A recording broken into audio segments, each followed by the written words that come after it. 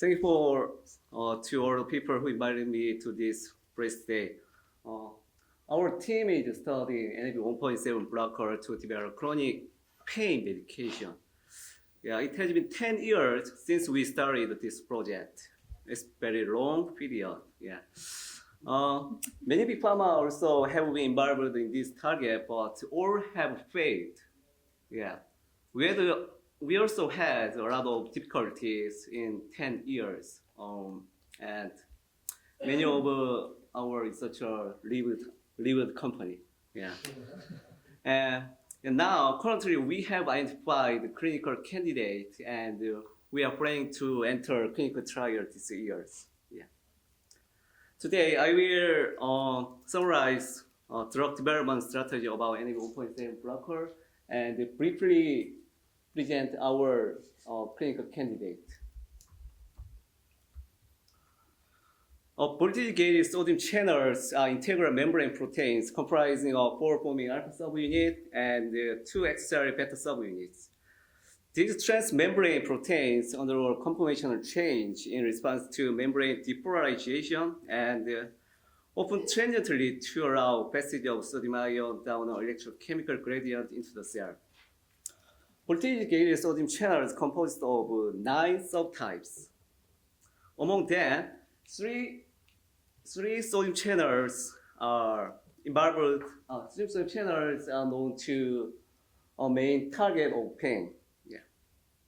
This figure represents the contribution of NaV1.7, 8, 1.9 of action potential. NaV1.7 and 1.9 functions as threshold channels, amplifying small depolarization driven by upstream ion channels. 1.7 also contributes to the rising phase of the action potential. 1.8 is activated and more depolarized potential near 0 millivolt, contributes the majority of currents to the rising phase of action potential. 9 mammalian isotypes of sodium channels have been identified, which differ in primary sequence and tissue distribution and gating characteristics. A number of clinically prescribed small molecule therapeutics modulate sodium activity, such as local anesthetics and anti-convergent and anti-arrhythmics. But most drugs exhibit limited sodium subtype selectivity, so they have serious side effects. The critical key to the development of safe NaV1.7 inhibitor is subtype selectivity over the other 8 voltage-gated sodium channels.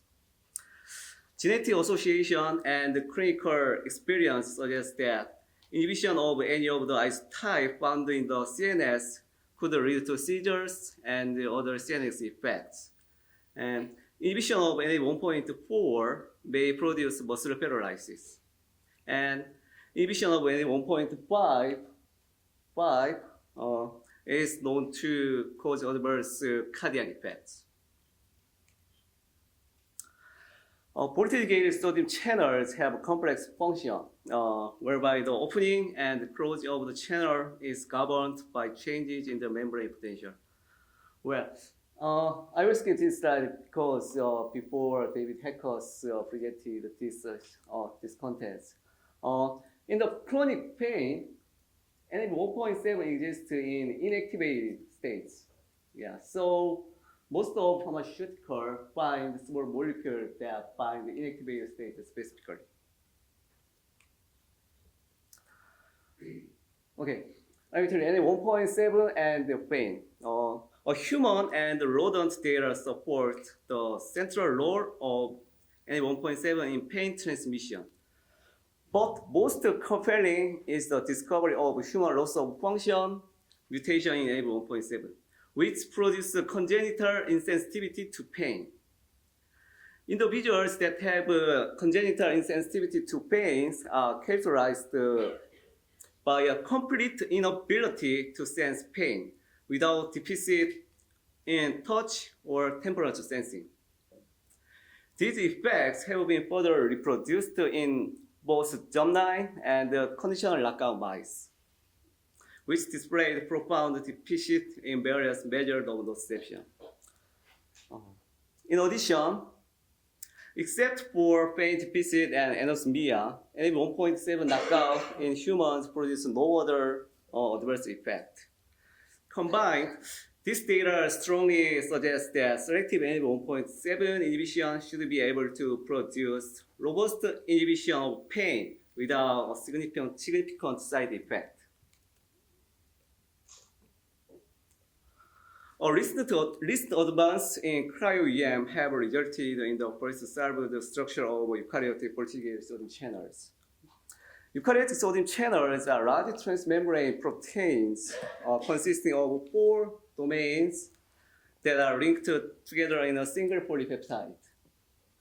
The folded protein consists of an ion-conducting 4 region and 4 distinct voltage-sensitive domains, or BSDs, that are responsible for the opening and closing of the channel in response to change in voltage.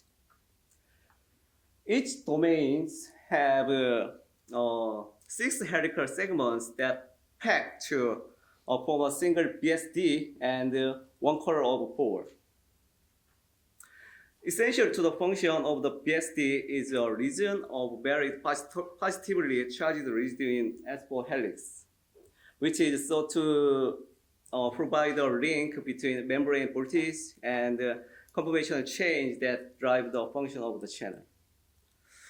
In addition to the BSD and pore, there are large glycosylated extracellular loop between the S5 and S6 segments, a key intracellular domain linked to D3 to D4 that is important for fast inactivation.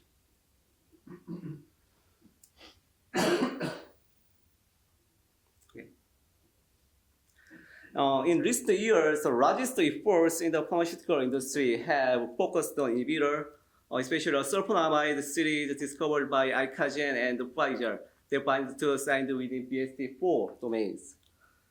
BSD4 binding compounds are state dependent and binding preferentially to the inactivated states of the channel. As such, they would also be expected to show a similar use-dependent block. Recently, Genentech published a co-crystal structure of GX936, its sulfonamide compound, bound to the BSD4 chimeras that has significantly aided to the discovery of new analog. Known BSD4 binding compounds are universally characterized by an anionic head group hydrogen bond with the positively charged gating residue this arginine in the S4 helix.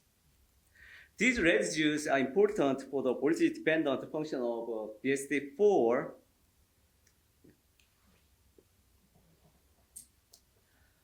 Yes, today I will tell you one case study. It's Pfizer's clinical trial compound. Pfizer's compound 771 was first selective NF1.7 blocker entered the clinical trial. The structure is there. It's a sulfonamide structure. The identification of clinical compound 771 as a potent and selective inhibitor of the human NF1.7 channel resulted from structural activity relationship based refinement of series of novel aryl sulfonamide sodium channel inhibitors. Pfizer's compounds were identified as inhibitors of partially inactivated NF1.7 channels by electrophysiological testing with a voltage protocol that set the holding potential to determine the half inactivation voltage for each cell. For human NF1.7 in mammalian cell, the half inactivation voltage was nearly minus 70 millivolt. The state dependence of block was assessed. Resting state was tested just minus 120 millivolt pre-pulse and 0 millivolt test pulse. Under this condition, the concentration response relationship revealed on IC50 value was 11 nanomolar for half inactivated channels, and on IC50 value of nearly above 10 micromolar for resting channels. The subtype selectivity was also assessed using the half inactivation voltage for each sodium channel subtypes. 771 was determined to be more than 1,000-fold selective over TTX resistance channel, 1.9, 1.8. Yeah. And exhibit a range of selectivity over TTX sensitive channels, especially 1.3 and 1.4.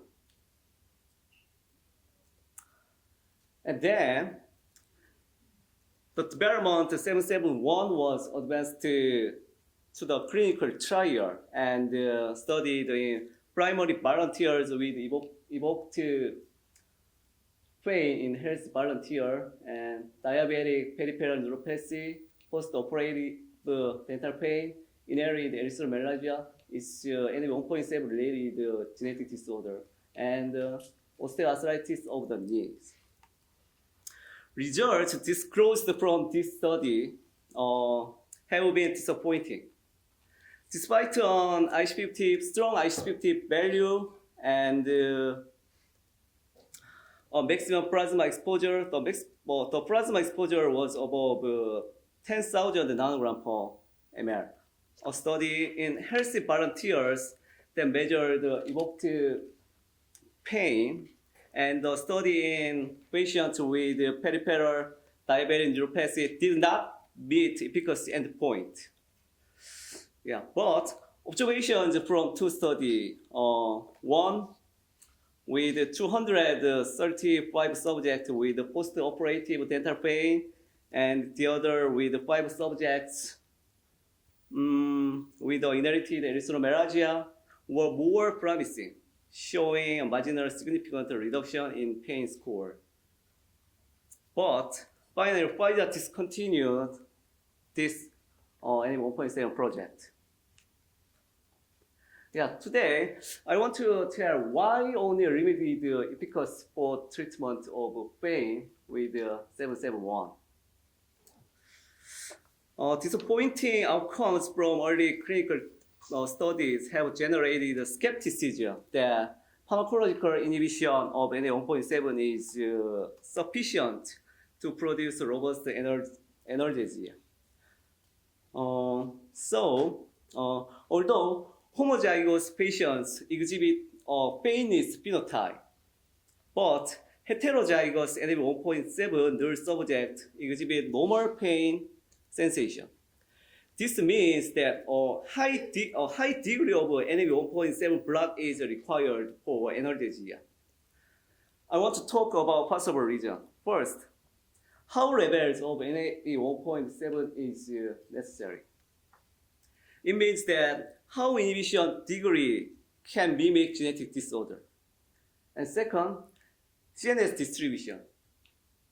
Pfizer's compound cannot penetrate the blood-brain barrier. Yeah. Third, proper indication relative to NF1.7. What is the best indication relative to NF1.7? Neuropathic pain or nociceptive pain?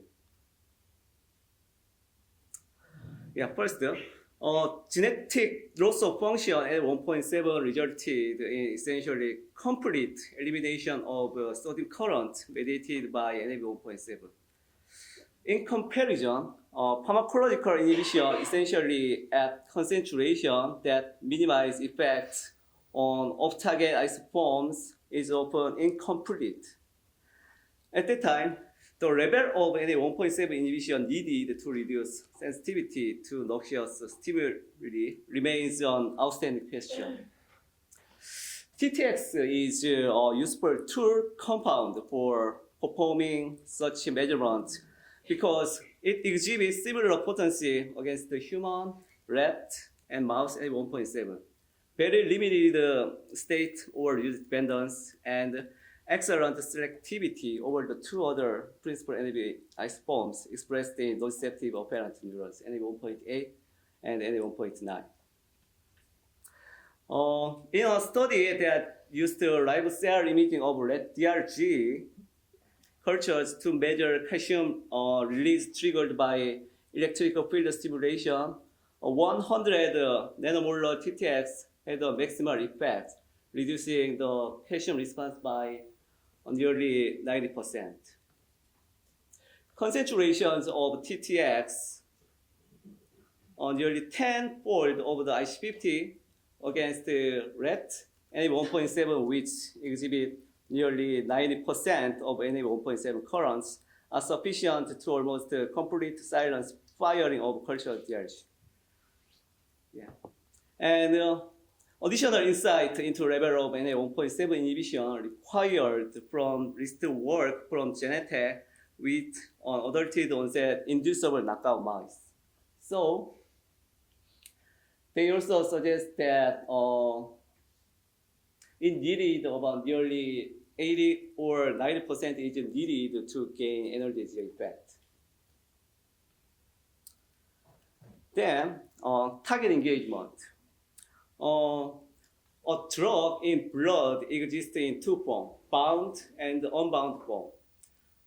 Depending on a specific drug's affinity for plasma protein, a proportion of the drug may become bound to plasma proteins, with the remainder being unbound. A drug's efficiency may be affected by the degree to which it binds. The less bound a drug is, more efficiently it can traverse the cell membrane or diffuse. Common blood proteins that drugs bind to human serum albumin, lipoproteins, glycoproteins, and alpha, beta, and gamma globulins.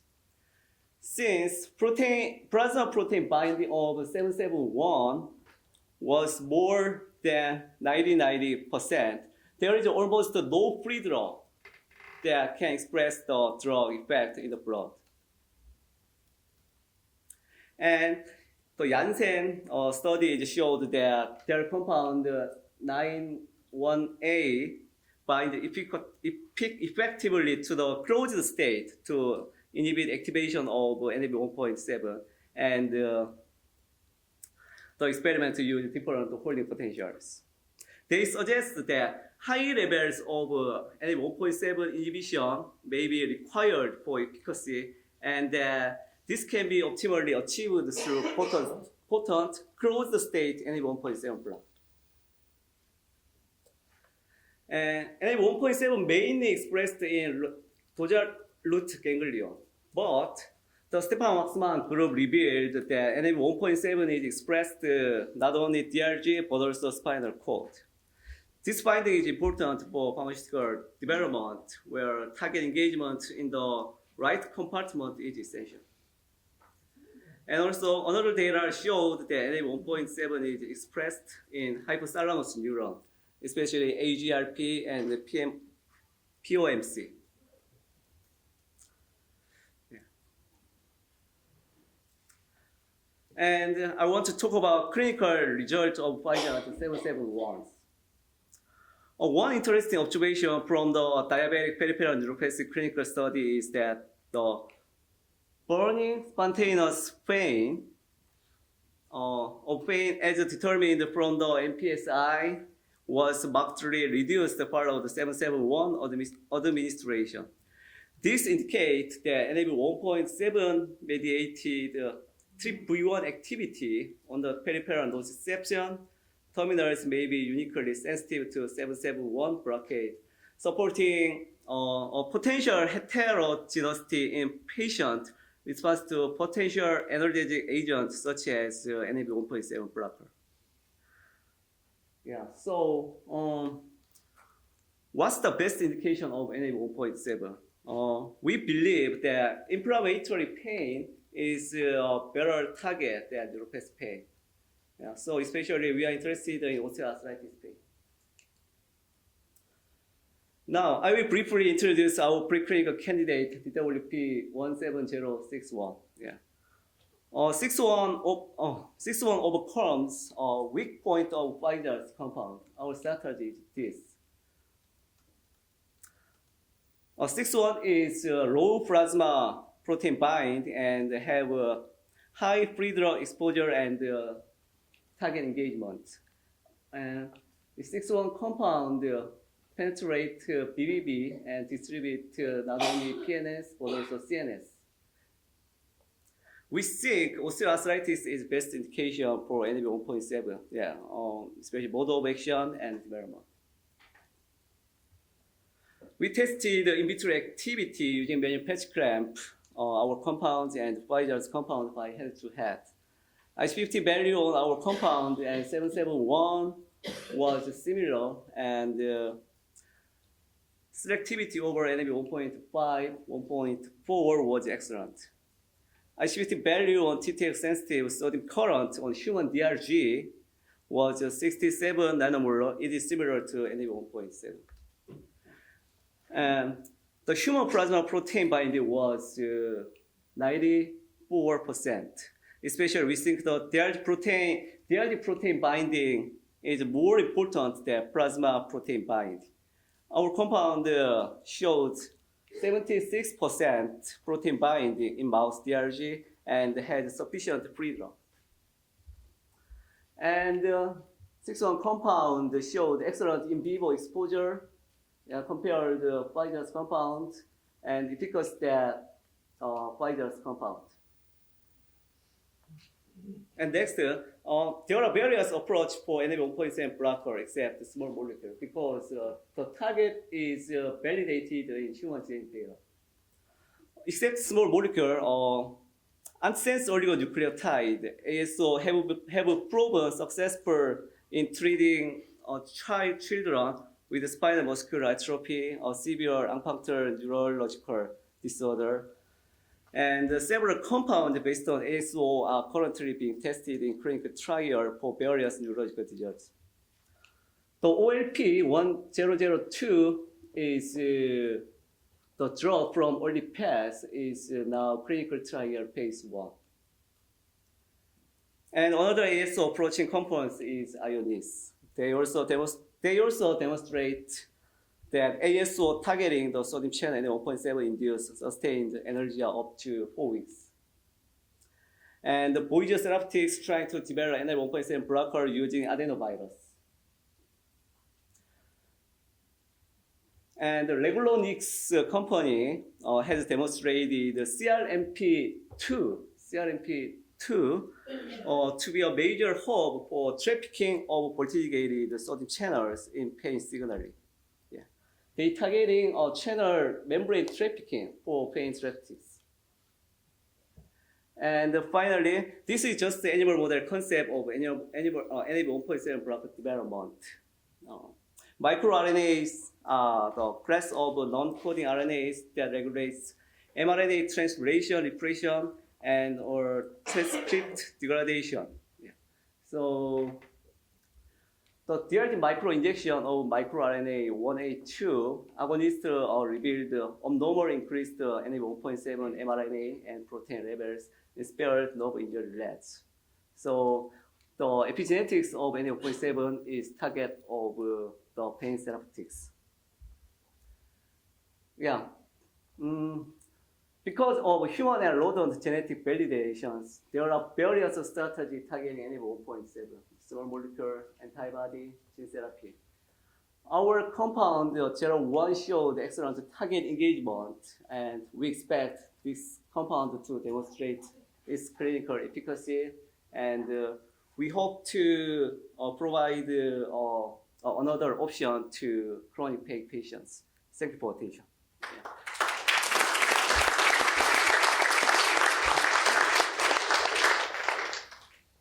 So do we have questions? Everyone want your copy? Yes. Because you talked about expression of NaV 1.7 in the brain, Yes. so do you have safety concerns about CNS penetration? We tested in non-GLP toxicology study, but we have no observation about CNS effect.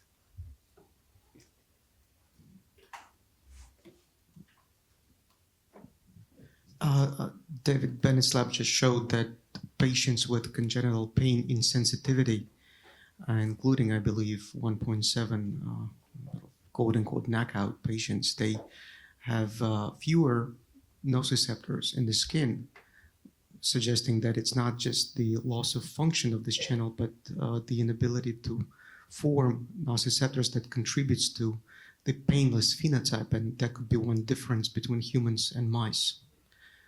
Something to consider when design and to explain the lack of efficiency on behalf of 1.7 blockers in humans. Yes, right. The translation between animal and human is the most hurdle for drug development. So we tested. We think it's important to first human clinical trials. So our plan is to identify the proof of concept in clinical trial 1. Yes, including safety, PK, and efficacy. Okay, thank you. If there's no further questions, thank you very much.